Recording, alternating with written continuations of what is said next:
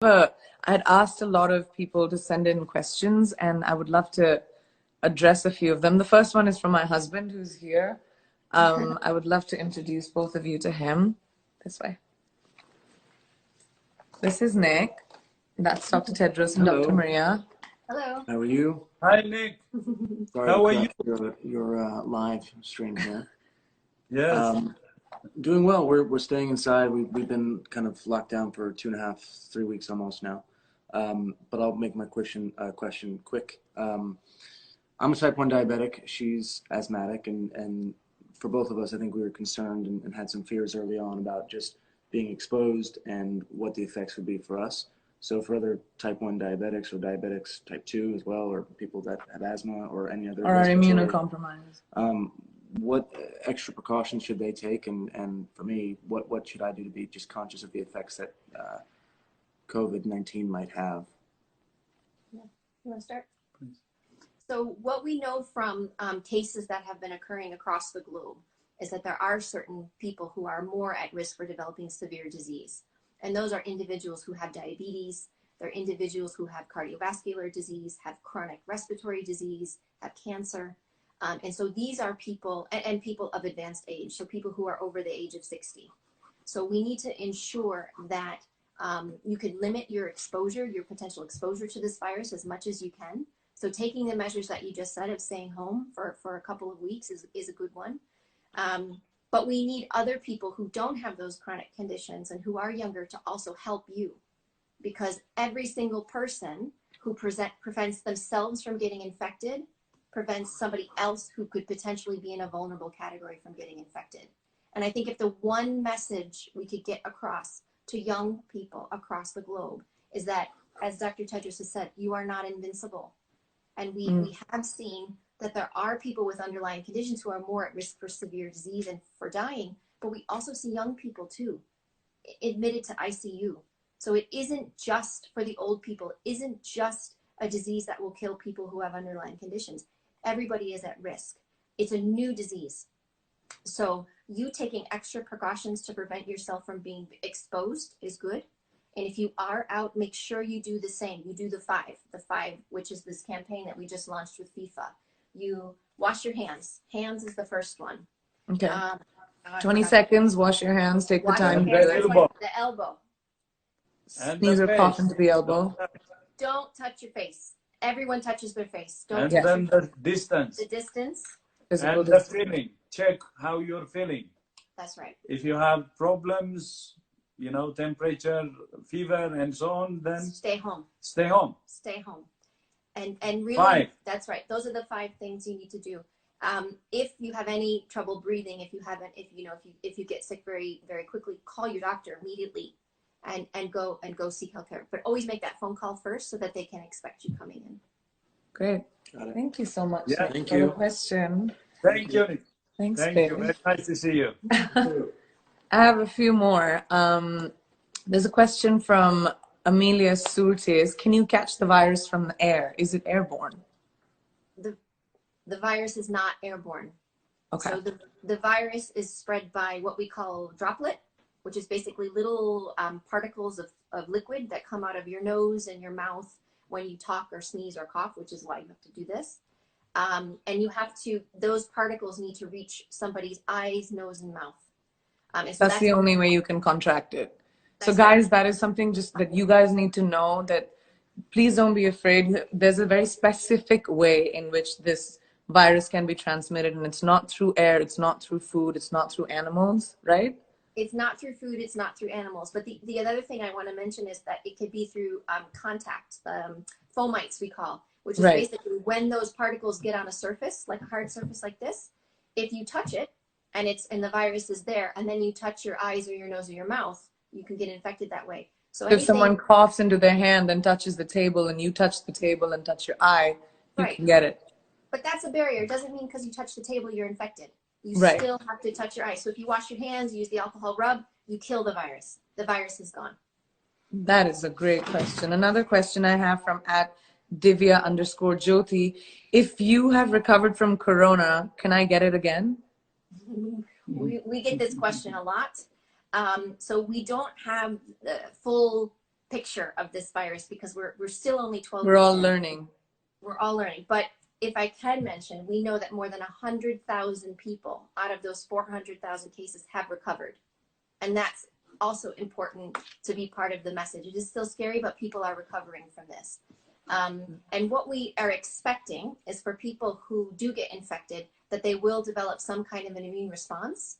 We don't know how strong that is yet. We don't know how long that will last. So we're working with a number of countries to try to collect that data more systematically so that we can give a proper answer to that question. That's great. Another question, is COVID-19 vulnerable to heat? And if our house is warm, will the bacteria die? Mr. Nankis asks this question. So first of all, thanks for that question, because we do get lots of questions around temperature and what that actually means. This is a virus, so it's not a bacteria. So it's a different kind of pathogen. The virus can spread in different temperatures. We've seen it spread in cold temperatures in northern China. We've seen it spread in warmer temperature in Africa and in Singapore and in other places.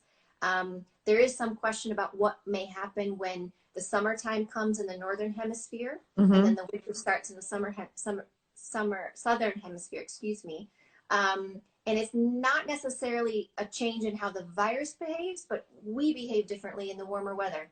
You know, we spend a lot more time outdoors, indoors. So again, only 12 weeks in, so we're still trying to understand how this virus behaves, but there's, I don't know, hundreds of thousands of people that are looking at these types of questions, and we are working with as many of them across the globe as we possibly can to try to put that evidence together to help us better have an even stronger response. Thank you so much for clarifying that. Another question which I have is there a vaccine? Finding a vaccine will be crucial to a long-term solution to Corona, obviously. Are you guys working with Gavi, the Vaccine Alliance, and others to produce a vaccine to ensure that everyone has access to it? Are you starting? Yeah. Yes, we have started that some weeks ago, more than 8 weeks ago, actually. We have convened a meeting of more than 400 scientists, and there are some vaccine candidates now, and we're working on those through those scientists throughout the world. But the thing here is vaccines may not be ready between 12 months from now. Wow, So it'll take a year, you think? Yes, a year to 18 months, a year and a half. That's very good. You're using your elbow. So a year from 12 months to 18 months it may take. Oh, wow. But it's a very important investment, and we're working with Gavi, we're working with CEPI, we're working with other institutions and convening that platform in order to speed up the discovery of vaccine, but it takes time. So the idea is to do everything we can now, public health measures, to suppress and control the disease, but at the best in strategic issues like vaccines.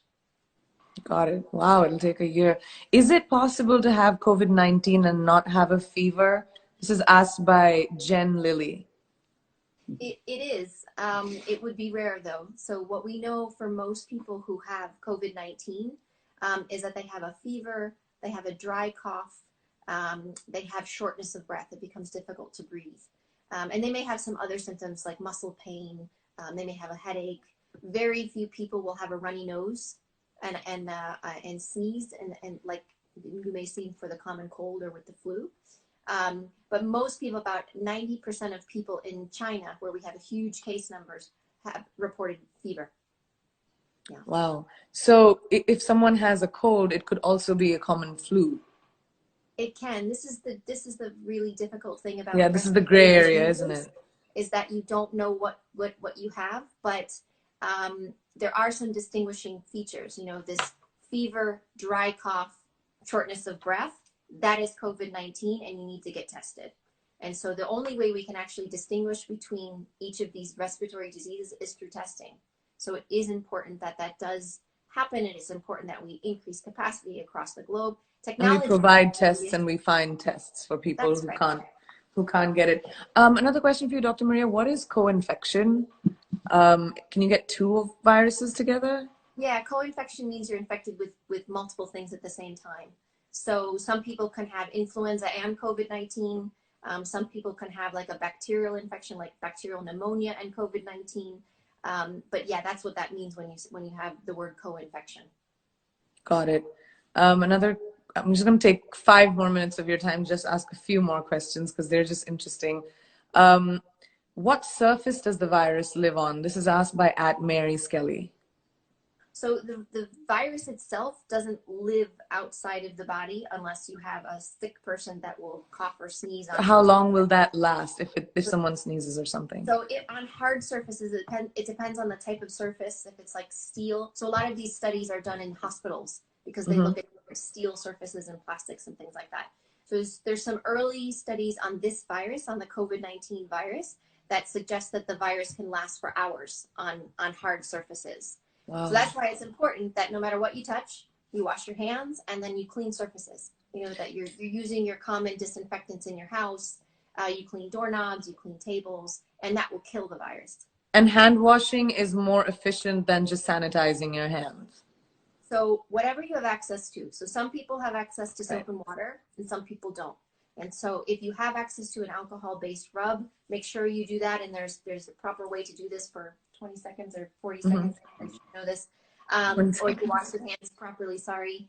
But yes, you can kill, that's the point, is that there's a natural barrier that you have. And to wash your hands and to use that alcohol-based rub, even if you touch an infected surface, you can kill that virus. And thank you for accepting the challenge, by the way. I did. I have to do my 20-second. I have to find a song. I'm going to do it today. Just another question for low-income countries, because we're talking about water, Africa, India, places where people don't have access to water, soap, or even access to the education around coronavirus. What can governments or countries do so that we don't create a sort of pandemonium or a fear around, you know, the fact that people don't have access and they don't know? What can we do to support people who don't have the access to water and soap? This is a good question. I'll start. So we have seen really innovative ways in which people have been finding these access to hand washing stations. Where you've seen, I don't know if you've seen pictures of during Ebola outbreaks. Yes. Where you've seen jugs and you've seen chlorine with water and different things. And you know, the human spirit and human ingenuity is really creative. And we've seen through this pandemic, we've seen through other outbreaks before, that people find solutions. And we and you and others, everybody needs to do whatever they can to try to help make those solutions possible. There isn't a one size fits all. There's no one answer here. But we have to do every single thing that we can. And we're seeing some innovative ways where people are getting access to these kinds of jugs and water basins to be able to wash their hands. That's great. One more question. How do we deal with... Can I ask you a question? Yes, of course. I'm sorry if you don't mind. So my question is, I mean, we've never had this kind of interaction before, but my question is for you in terms of, you know, you have a huge following. I don't know how many millions of people are watching you. You're a role model. And what do you think it is that you could do and your industry can do to help support this pandemic? Because we need everyone we can to help us with this, especially to reach young people. I think one of the very important things, Dr. Maria, which is something that I'm trying to do, is make people understand that we're all in the same boat and actually reiterate the 5 things that you said, that this is some sort of weird leveler where it doesn't matter who you are, where you come from, it's going to affect each one of us, and each one needs to be responsible and socially responsible for the other, as countries, as individuals, as people. And I think public people like me, like I'm trying to do that by giving access to my fan base to you guys, and they would not have that access. So that's my way of contributing, and constantly talking about not to have a sense of panic, to be able to make sure that we think about others before we think about ourselves. Stay home, because that's very important.